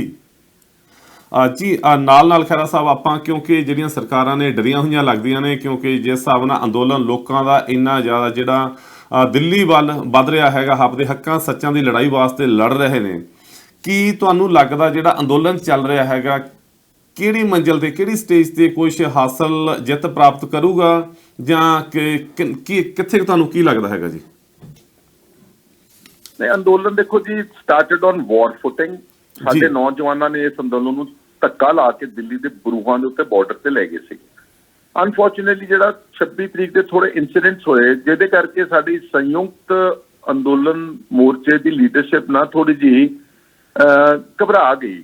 ਉਹਨਾਂ ਨੇ ਜਿਹੜਾ ਨੈਰੇਟਿਵ ਬੀਜੇਪੀ ਦਾ ਇਲੈਕਟ੍ਰੋਨਿਕ ਮੀਡੀਆ ਦੇਸ਼ ਦਾ, ਇੰਡੀਆ ਦਾ, ਉਹਨਾਂ ਨੇ ਨਾ ਇੱਕ ਨੈਰੇਟਿਵ ਸੈੱਟ ਕੀਤਾ ਕਿ ਇਹ ਤਾਂ ਹੁੱਲੜਬਾਜ਼ ਨੇ, ਤਾਂ ਲਾਲ ਕਿਲੇ ਤੇ ਪਹੁੰਚ ਗਏ, ਇਹਨਾਂ ਦਾ ਝੰਡਾ ਚੜਾਤਾ।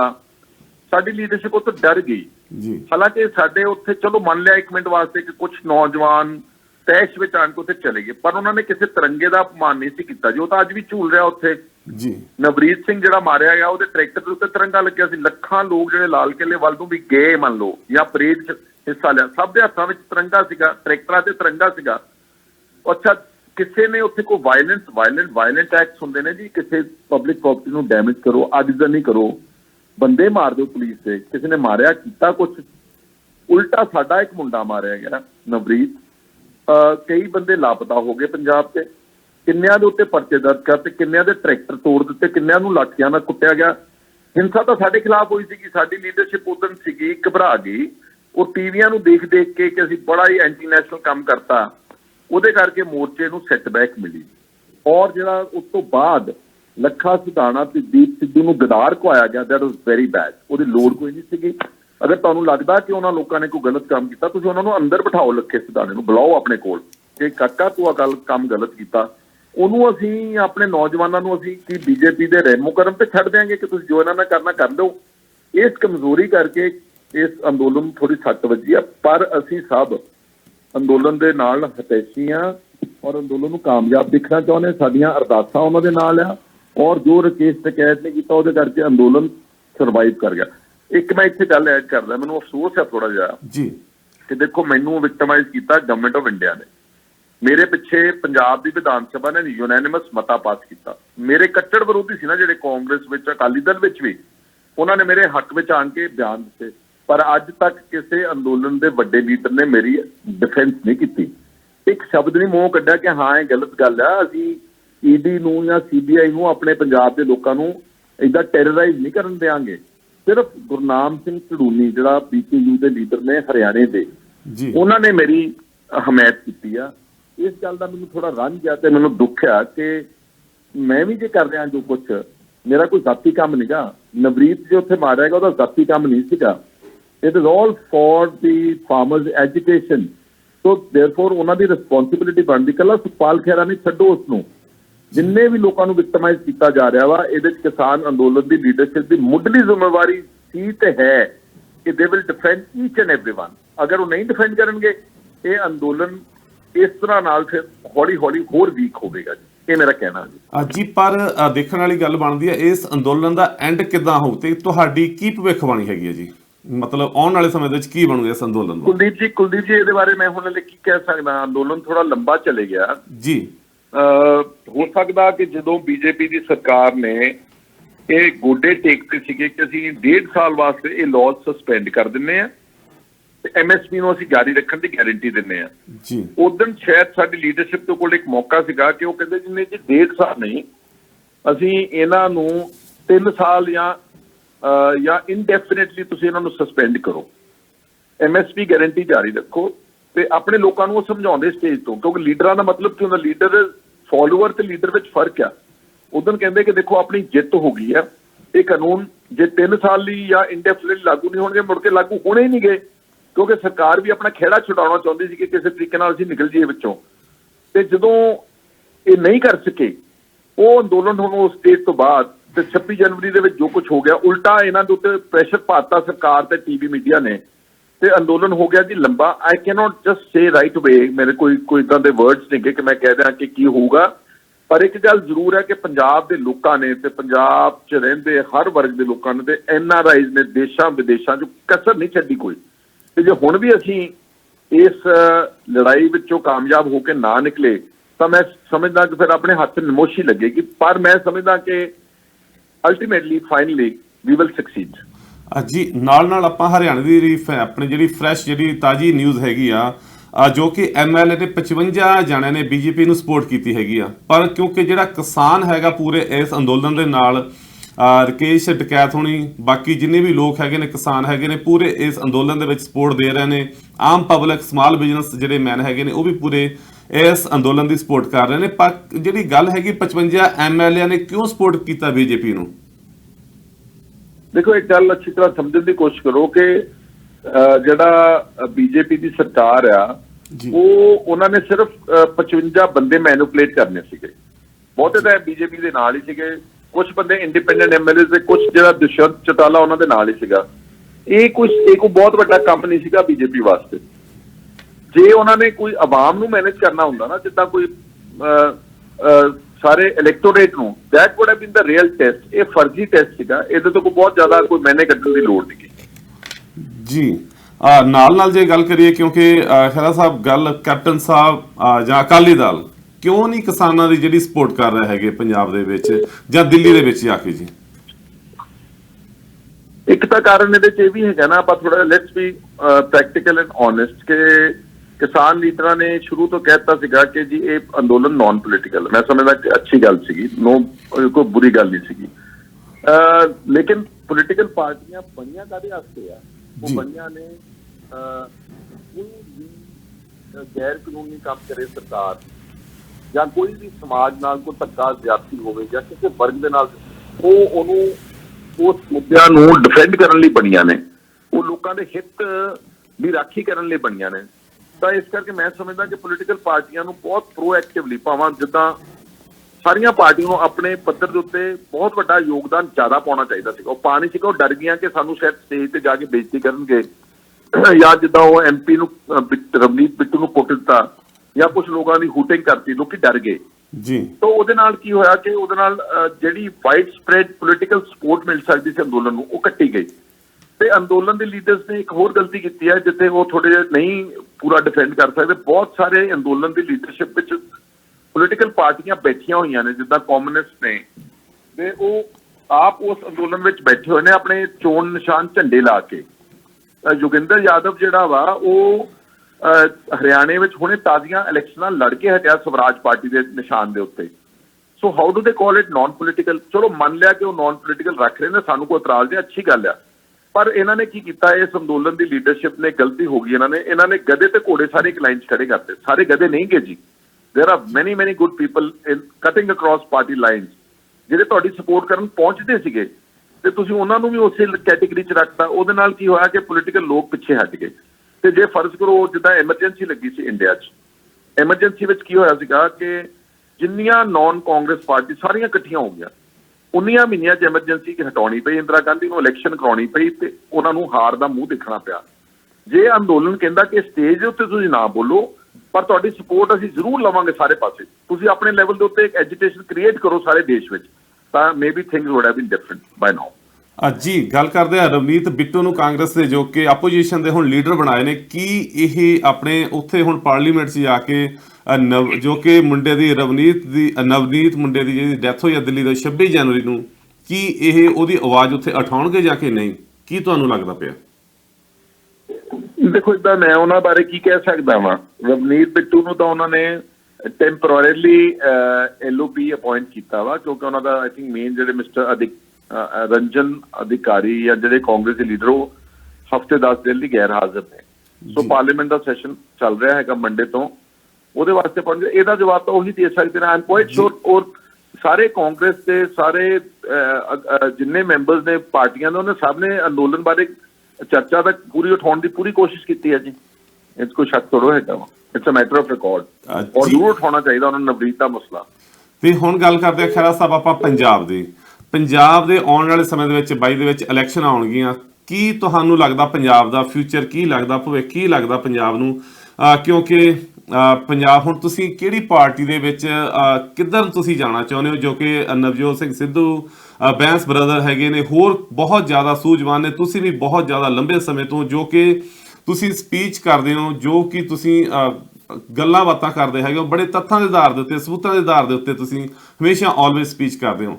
ਆਉਣ ਵਾਲੇ ਸਾਡੇ ਪੰਜਾਬ ਦਾ, ਕਿਉਂਕਿ ਜਿੰਨੇ ਸਾਡੇ ਕੈਨੇਡਾ ਅਮਰੀਕਾ ਇੱਧਰ ਲੋਕ ਬੈਠੇ ਨੇ, ਉਹਨਾਂ ਨੂੰ ਬਹੁਤ ਚਿੰਤਾ ਬਣੀ ਹੋਈ ਆ ਵੀ ਸਾਡੇ ਪੰਜਾਬ ਦਾ ਕੀ ਬਣੂਗਾ। ਕੀ ਪੰਜਾਬ ਦੇ ਵਿੱਚ ਕੋਈ ਨਵੀਂ ਪਾਰਟੀ ਹੁਣ ਆਊਗੀ, ਜਾਂ ਤੁਸੀਂ ਕੀ ਫਿਊਚਰ ਹੈਗਾ ਪੰਜਾਬ ਦਾ ਜੀ? ਕੁਲਦੀਪ ਜੀ, ਹਲੇ ਤਾਂ ਇਹ ਕਹਿਣਾ ਬੜਾ ਹੀ ਔਖਾ ਵਾ, ਕਿਉਂਕਿ ਕਿਸਾਨਾਂ ਦਾ ਅੰਦੋਲਨ ਚੱਲ ਰਿਹਾ ਵਾ। ਪਹਿਲੀ ਗੱਲ ਤਾਂ ਅਸੀਂ ਜੇ ਆਪਣੀਆਂ ਗਿਣਤੀਆਂ ਮਿੰਟੀਆਂ ਕਰੀਏ, ਕੋਈ ਗੱਠਜੋੜ ਕਰੀਏ, ਕੋਈ ਬੰਦੇ ਐ ਉਹ ਕਰੀਏ ਤਾਂ ਇਹ ਵੈਸੇ ਹੀ ਨਹੀਂ ਸ਼ੋਭਦਾ ਜੀ। ਜੇ ਸਾਡਾ ਕਿਸਾਨ ਅੰਦੋਲਨ ਕਾਮਯਾਬ ਹੁੰਦਾ ਤੇ ਸਭ ਕੁਝ ਕਾਮਯਾਬ ਹੁੰਦਾ। ਜੇ ਕਿਸਾਨ ਅੰਦੋਲਨ ਕਾਮਯਾਬ ਨਹੀਂ ਹੁੰਦਾ ਤੇ ਸਾਰੀਆਂ ਜੋੜਾਂ ਤੋੜਾਂ ਮੀਨਿੰਗਲੈਸ ਨੇ। ਔਰ ਦੂਸਰੀ ਗੱਲ ਕਿ ਜਦੋਂ ਵੀ ਕੋਈ ਅੰਦੋਲਨ ਉੱਠਦਾ ਕਿਸੇ ਦੇਸ਼ ਵਿੱਚ, ਕਿਸੇ ਸੂਬੇ ਵਿੱਚ, ਤੇ ਉਹਦੇ ਵਿੱਚੋਂ ਵੀ ਅਲਟਰਨੇਟਿਵ ਪੈਦਾ ਹੁੰਦਾ ਜੀ। Let's talk again about emergency. ਜੀ, ਤੁਹਾਨੂੰ ਯਾਦ ਹੋਵੇਗਾ ਕਿ ਉਦੋਂ ਜੈ ਪ੍ਰਕਾਸ਼ ਨਾਰਾਇਣ ਉਹਦੇ ਚੋਂ ਇੱਕ ਆਗੂ ਉੱਭਰਿਆ ਸੀਗਾ ਜੀ, ਜਿਸ ਨੇ ਜਨਤਾ ਪਾਰਟੀ ਦੀ ਸਰਕਾਰ ਬਣਾਈ। ਮੁਰਾਰਜੀ ਦੇਸਾਈ ਪ੍ਰਾਈਮ ਮਿਨਿਸਟਰ ਬਣੇ। ਚੌਧਰੀ ਚਰਨ ਸਿੰਘ ਦੇਵੀਲਾਲ ਵਰਗੇ ਬੰਦੇ ਉਹਦੇ ਚ ਲੀਡਰ ਉੱਭਰੇ। ਆ ਪਿੱਛੇ ਜੇ ਅੰਨਾ ਹਜ਼ਾਰੇ ਨੇ ਅੰਦੋਲਨ ਕੀਤਾ, ਜਿਹੜਾ ਕਿ ਕਿਸਾਨ ਅੰਦੋਲਨ ਨਾਲੋਂ ਕਈ ਗੁਣਾ ਛੋਟਾ ਤੇ ਕਮਜ਼ੋਰ ਸੀ, ਪਰ ਉਹਦੇ ਵਿੱਚੋਂ ਇੱਕ ਪਾਰਟੀ ਤੇ ਬੰਦੇ ਕੇਜਰੀਵਾਲ, ਕਿਰਨ ਬੇਦੀ ਵਰਗੇ ਲੀਡਰ ਉੱਭਰੇ। ਸੋ ਯੂ ਨੈਵਰ ਨੋ ਕਿ ਅਗਰ ਇਹ ਅੰਦੋਲਨ ਵਿੱਚੋਂ ਵੀ ਕੋਈ alternative, I am not saying ਕਿ ਉਹ ਕਹਿ ਰਹੇ ਨੇ, ਉਹ ਨਹੀਂ ਕਹਿੰਦੇ ਕਿ ਅਸੀਂ ਪੋਲੀਟੀਕਲ ਅਲਟਰਨੇਟਿਵ ਕਰਨਾ, ਪਰ ਲੋਕ ਕਈ ਵਾਰੀ ਚਾਹੁੰਦੇ ਨੇ ਕਿ ਜਾਂ ਲੋਕਾਂ ਦੀ ਕਚਹਿਰੀ ਵਿੱਚ ਕੋਈ ਪੋਲੀਟੀਕਲ ਅਲਟਰਨੇਟਿਵ ਉੱਭਰ ਕੇ ਆ ਜਾਂਦਾ ਜੀ। ਸੋ ਹਲੇ ਇਹ ਕਹਿਣਾ ਕਿ ਕੌਣ ਕੀ ਕਰ ਰਿਹਾ, ਨਵਜੋਤ ਸਿੱਧੂ ਕੀ ਕਰ ਰਿਹਾ, ਫਲਾਨਾ ਕੀ ਕਰ ਰਿਹਾ, it's very difficult to predict at this point. ਪਰ ਇੱਕ ਗੱਲ ਮੈਂ ਤੁਹਾਨੂੰ ਕਹਿਣਾ ਚਾਹੁੰਦਾ, ਮੇਰੀ ਸਾਰੇ ਵਿਊਅਰਸ ਨੂੰ ਮੇਰੀ ਬੜੀ ਹੰਬਲ ਇੱਕ ਰਿਕੁਐਸਟ ਹੈ ਕਿ ਇੱਕ ਗੱਲ ਯਾਦ ਰੱਖੋ ਕਿ ਮੈਂ ਪਿਛਲੇ ਡੇਢ ਸਾਲ ਤੋਂ ਜਦੋਂ ਤੋਂ ਮੈਨੂੰ ਆਮ ਆਦਮੀ ਪਾਰਟੀ ਨੇ ਡਿਸਪਲੇਸ ਕੀਤਾ, ਕੇਜਰੀਵਾਲ ਨੇ ਮੈਨੂੰ ਟਵਿੱਟਰ ਤੇ ਕੱਢਤਾ, ਮੈਂ ਸਭ ਨੂੰ ਬੜਾ ਸਮਝਾਇਆ ਕਿ ਦੇਖੋ ਅੱਜ ਲੋੜ ਹੈ ਕਿ ਇੱਕ ਰੀਜਨਲ ਪਾਰਟੀ ਦੀ ਪੰਜਾਬ ਦੀ। ਔਰ ਰੀਜਨਲ ਪਾਰਟੀ ਸਾਡੇ ਕੋਲ ਬਹੁਤ ਚੰਗੀ ਸੀ, ਅਕਾਲੀ ਦਲ ਨਾਲੋਂ ਕੋਈ ਚੰਗੀ ਪਾਰਟੀ ਹੈ ਨਹੀਂ ਜੀ। ਪਰ ਜਦੋਂ ਦੀ ਬਾਦਲਾਂ ਦੇ ਟੱਬਰ ਨੇ ਇਹਦੇ ਤੇ ਕਬਜ਼ਾ ਕੀਤਾ, ਉਹਨਾਂ ਨੇ ਸਾਰੇ ਇਹਦੇ ਅਸੂਲ ਕਾਨੂੰਨ ਛਿੱਕੇ ਤੇ ਟੰਗ ਤੇ, SGPC ਨੂੰ ਹਾਈਜੈਕ ਕਰ ਲਿਆ, ਅਕਾਲ ਤਖਤ ਸਾਹਿਬ ਨੂੰ ਆਪਣੇ ਅਧੀਨ ਲੈਣ ਦਾ। There was a need for a fresh regional party. सब ਨੂੰ ਮੈਂ ਬੜਾ ਸਮਝਾਇਆ, ਜਿਹੜੇ ਲੀਡਰਾਂ ਦੇ ਨਾਮ ਤੁਸੀਂ ਲਏ ਨੇ ਨਾ ਜੀ, ਮੈਂ ਕਿਹਾ ਆਓ ਆਪਾਂ ਇਕੱਠੇ ਹੋਈਏ, ਜੇ ਆਪਾਂ 5-7 ਬੰਦੇ ਇਕੱਠੇ ਹੋ ਜਾਾਂਗੇ, ਲੋਕੀ ਚਾਹੁੰਦੇ ਨੇ ਕਿ ਬਦਲ ਪੈਦਾ ਹੋਵੇ। ਲੇਕਿਨ ਅਫਸੋਸ ਨਾਲ ਕਹਿਣਾ ਪੈਂਦਾ ਕਿ ਇਹ ਲੀਡਰਾਂ ਨੇ ਉਸ ਗੱਲ ਦੀ ਡੂੰਘਾਈ ਨੂੰ, ਉਹਦੀ ਸੀਰੀਅਸਨੈਸ ਨੂੰ ਸਮਝ ਨਹੀਂ ਪਾਏ। ਉਹ ਉੱਥੇ ਖੜੇ ਰਹੇ ਜਿੱਥੇ ਸੀਗੇ। मेरा यकीन जानना Kuldeep, I am not telling a lie on this television show, I tried my best. और तो बाद मैं फ्रस्ट्रेट हो गया कि मैं कह रहा करते की नहीं है, पर वो चलो एक सैपरेट पार्ट है। हुण सानू जब तक अंदोलन की गल कार्रवाई चल रही, मैं उसदे बारे हले कुछ भी प्रिडिक्ट नहीं कर सकता जी।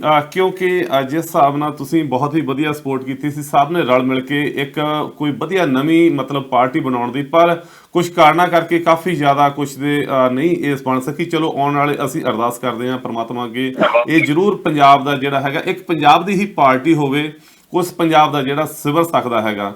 जिस हिसाब नाल आपां लंबे देखते हैं, कदे कांग्रेस कदे अकाली, कदे कांग्रेस कदे अकाली आउंदे रहे ने, पर जिहड़ी आपो आपदी इन्हां दे टर्मां बन्नियां होईयां ने जरूर, क्योंकि पंजाब दा कुछ भी नहीं सुधर सकिया। पंजाब दे जिहड़े बजुर्ग बैठे ने, बच्चे बैठे ने, मातावां बैठे ने दिल्ली दे विच, अगर जे साਡੀਆਂ ਸਰਕਾਰਾਂ ਬਹੁਤ ਵਧੀਆ ਹੁੰਦੀਆਂ ਤਾਂ ਸਾਡੇ ਬਜ਼ੁਰਗਾਂ ਨੂੰ ਦਿੱਲੀ ਦੇ ਵਿੱਚ ਜਾ ਕੇ ਠੰਡ ਦੇ ਵਿੱਚ ਬੈਠਣ ਦੀ ਕੋਈ ਜ਼ਰੂਰਤ ਨਹੀਂ ਸੀਗੀ। ਤੇ ਆਪਾਂ ਗੱਲ ਕਰਦੇ ਹਾਂ ਅਖੀਰ ਦੇ ਵਿੱਚ ਅੰਦੋਲਨ ਦੀ। ਕਿਉਂ ਅੰਦੋਲਨ ਨੂੰ ਦਬਾਉਣ ਦੀਆਂ ਬੜੀਆਂ ਸਰਕਾਰਾਂ ਜਿਹੜੀਆਂ ਕੋਸ਼ਿਸ਼ਾਂ ਕਰ ਰਹੀਆਂ ਨੇ। ਜਿਸ ਹਿਸਾਬ ਨਾਲ ਪਲਵਿੰਦਰ ਸਿੰਘ ਤਲਵਾੜਾ ਬੜਾ ਖੁੱਲ੍ਹ ਕੇ ਬੋਲਦੇ ਸੀ, ਉਹਨਾਂ ਦਾ ਜਿਹੜਾ 10 ਸਾਲ ਦਾ ਕੇਸ ਚੱਲਦਾ ਸੀ, ਉਹਨਾਂ ਨੂੰ 5 ਸਾਲ ਵਾਸਤੇ ਜੇਲ੍ਹ ਦੇ ਵਿੱਚ ਧੱਕ ਦਿੱਤਾ ਗਿਆ। ਤੁਹਾਡੇ ਉੱਤੇ ED ਦੇ ਜਿਹੜੇ ਨੇ ਰੇਡ ਮਰਵਾਈ ਜਾ ਰਹੀ ਆ। ਹੋਰ ਵੱਖੋ ਪੰਜਾਬ ਦੇ ਵਿੱਚੋਂ, ਪਿੰਡਾਂ ਦੇ ਵਿੱਚੋਂ ਮੁੰਡਿਆਂ ਨੂੰ ਚੱਕਿਆ ਜਾ ਰਿਹਾ ਹੈਗਾ, ਝੂਠੇ ਜਿਹੜੇ ਕੇਸ ਪਾਏ ਜਾ ਰਹੇ ਨੇ। ਇਹਦਾ ਕੀ ਕਾਰਨ ਆ? ਐਂਡ ਇਹਦਾ ਕਿੱਥੇ ਹੋਊਗਾ? ਤੁਸੀਂ ਅਖੀਰ ਦੇ ਵਿੱਚ ਕੀ ਕਹਿਣਾ ਚਾਹੁੰਦੇ ਹੋ? ਨਹੀਂ, ਕਾਰਨ ਤਾਂ ਤੁਸੀਂ ਆਪ ਹੀ ਸਪਸ਼ਟ ਕਰੀ ਜਾਂਦੇ ਹੋ ਨਾ ਕਿ BJP ਦੀ ਸਰਕਾਰ ਇਸ ਵਕਤ ਸ਼ਰੇਆਮ ਗੁੰਡਾਗਰਦੀ, ਬਦਮਾਸ਼ੀ ਤੇ ਉਤਰੀ ਹੋਈ ਹੈ। ਸਰਕਾਰ ਦਾ ਮੈਂਡੇਟ ਉਹਨਾਂ ਦੇ ਕੋਲ ਆ, ਰੂਟ ਮੈਜੋਰਿਟੀ ਉਹਨਾਂ ਦੇ ਕੋਲ ਆ, CBI, ਇਨਫੋਰਸਮੈਂਟ ਡਾਇਰੈਕਟੋਰੇਟ, ਪੁਲਿਸ ਸਾਰੀ ਉਹਨਾਂ ਦੇ ਕੋਲ ਆ।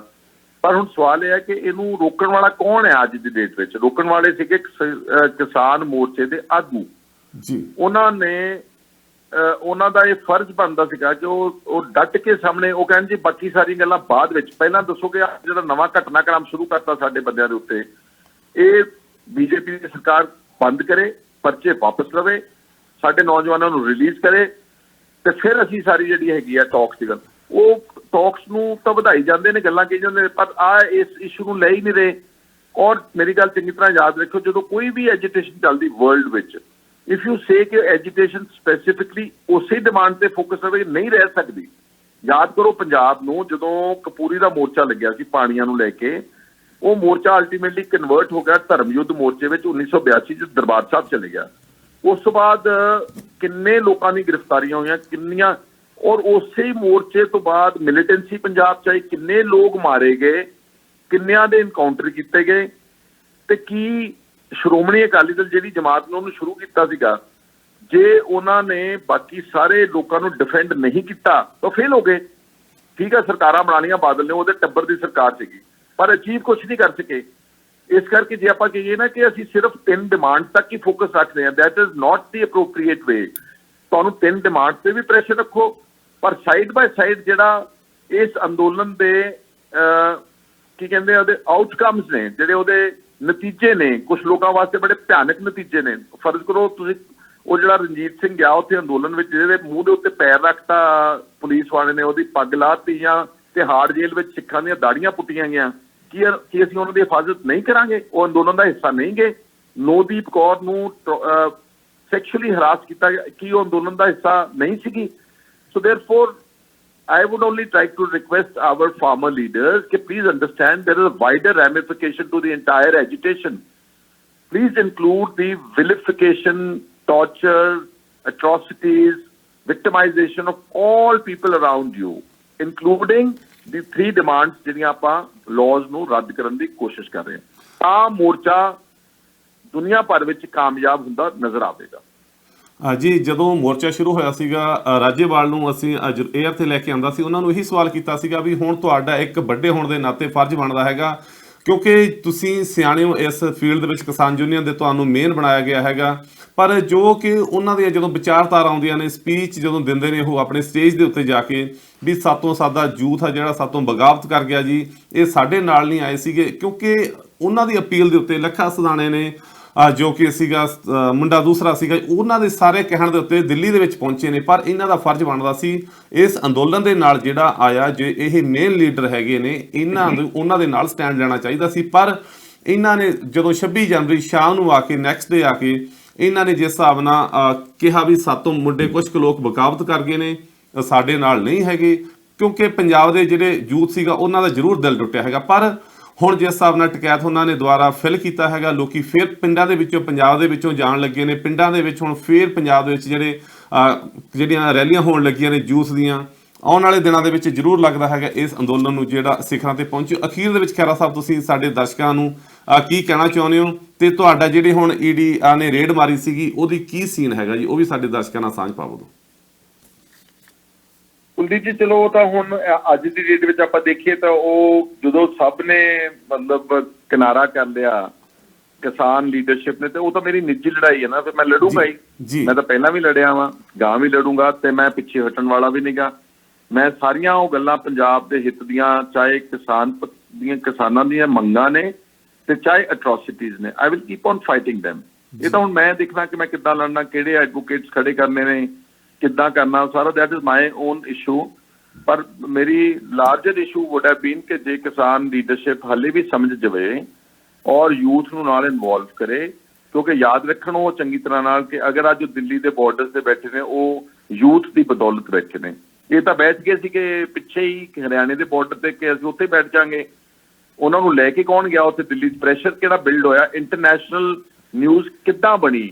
ਬਿਕੋਜ਼ ਜਿਹਨਾਂ ਲੋਕਾਂ ਨੇ ਪਾਣੀ ਦੀਆਂ ਪੁਛਾੜਾਂ ਦੇ ਮੂੰਹ ਮੋੜੇ, ਉਹ ਨਵਦੀਪ ਸਿੰਘ ਵਰਗੇ ਜਾਂ ਜਗਮੀਤ ਜਿਹਨੇ ਆਪਣੀ ਛਾਤੀ ਦੇ ਉੱਤੇ ਪਾਣੀ ਕਿਹਾ ਕਿ ਹੋਰ ਜਿੰਨਾ ਕਰ ਸਕਦੇ ਹੋ ਅਤਿਆਚਾਰ ਕਰੋ, ਜਾਂ ਜਿਹੜੇ ਵਿਚਾਰੇ ਐਕਟਿਵਿਸਟ ਹੁਣ ਫੜੇ ਗਏ ਨੇ, ਮਾਰੇ ਗਏ ਨੇ, 200 ਬੰਦਾ ਕਿਸਾਨਾਂ ਦਾ ਮਰ ਗਿਆ, ਕਿ ਉਹਨਾਂ ਦਾ ਕੋਈ ਯੋਗਦਾਨ ਨਹੀਂਗਾ। So therefore I can only want to say ਕਿ ਇਹ ਸਾਰੇ ਨੂੰ ਉਹਨਾਂ ਨੂੰ ਆਪਣਾ ਪਰਿਵਾਰ ਸਮਝ ਕੇ ਕਰਨਾ ਚਾਹੀਦਾ ਸੀ। ਬਾਕੀ ਜੇ ਸਾਨੂੰ ਇਕੱਲੇ ਅਲੱਗ ਥਲੱਗ ਛੱਡ ਕੇ ਅਸੀਂ ਲੜਾਂਗੇ, ਪਹਿਲਾਂ ਵੀ ਲੜਦੇ ਨੇ, ਗਾਂ ਵੀ ਲੜਾਂਗੇ। It doesn't deter me at all. ਪਰ ਹੁਣ ਜ਼ਰੂਰ ਫਰਜ਼ ਬਣਦਾ ਸਾਡੇ ਕਿਸਾਨ ਯੂਨੀਅਨ ਨੇਤਾ ਦਾ, ਜੋ ਕਿ ਪੰਜਾਬ ਦੇ ਵਿੱਚ ਪੁਲਿਸ ਧੱਕਾ ਕਰ ਰਹੀ ਹੈ ਦਿੱਲੀ ਤੋਂ ਆ ਕੇ, ਜੋ ਕਿ ਜਿਹੜਾ ਕਿਸਾਨ ਨੇ ਅੰਦੋਲਨ ਦੇ ਹੱਕ ਦੇ ਵਿੱਚ ਬੋਲਦਾ। ਖਹਿਰਾ ਸਾਹਿਬ, ਤੁਹਾਡੇ ਨਾਲ ਨਹੀਂ ਹੋ ਰਿਹਾ ਇੱਥੇ, ਸਾਡੇ ਨਾਲ ਵੀ, ਸਾਨੂੰ ਵੀ ਲੋਕੀ ਕਹਿੰਦੇ ਨੇ ਤੁਸੀਂ ਕਿਉਂ ਆਪਣੇ ਕਿਸਾਨਾਂ ਦੇ ਹੱਕ ਦੇ ਵਿੱਚ ਬੋਲਦੇ ਹੋ? ਸਾਨੂੰ ਬਲੌਕ ਫੋਨ ਕਰਕੇ ਕਾਲਾਂ ਕਰਦੇ ਨੇ, ਸਾਨੂੰ ਕਹਿ ਰਹੇ ਨੇ, ਥ੍ਰੈਟ ਕਰ ਰਹੇ ਨੇ, ਪਰ ਅਸੀਂ ਬਿਲਕੁਲ ਨਹੀਂ ਡਰਾਂਗੇ। ਅਸੀਂ ਕਿਸਾਨਾਂ ਦੇ ਪੁੱਤਾਂ, ਕਿਸਾਨੀ ਕਰਦੇ ਆਏ ਹਾਂ, ਭਾਵੇਂ ਅਸੀਂ ਇਸ ਮੁਲਕ ਦੇ ਵਿੱਚ ਆ ਗਏ, ਅਸੀਂ ਹੱਕ ਤੇ ਸੱਚ ਦੀ ਆਵਾਜ਼ ਹਮੇਸ਼ਾ ਬੁਲੰਦ ਕਰਦੇ ਰਹਾਂਗੇ। ਤੇ ਖਹਿਰਾ ਸਾਹਿਬ, ਤੁਹਾਡਾ ਤਹਿ ਦਿਲ ਤੋਂ ਧੰਨਵਾਦ, ਤੁਸੀਂ ਸਾਡੇ ਦਰਸ਼ਕਾਂ ਦੇ ਨਾਲ ਸਾਂਝ ਪਾਈ, ਤੇ ਆਉਣ ਵਾਲੇ ਸਮੇਂ ਦੇ ਵਿੱਚ ਆਪਾਂ ਫੇਰ ਜਿਹੜੀ ਗੱਲਬਾਤ ਕਰਦੇ ਰਹਾਂਗੇ ਜੀ। ਸ਼ੁਕਰੀਆ ਕੁਲਦੀਪ ਜੀ, ਸਭ ਨੂੰ ਮੇਰੀ ਫਤਿਹ। ਥੈਂਕ ਯੂ ਜੀ, ਸਤਿ ਸ਼੍ਰੀ ਅਕਾਲ ਜੀ, ਧੰਨਵਾਦ ਜੀ, ਸਤਿ ਸ਼੍ਰੀ ਅਕਾਲ।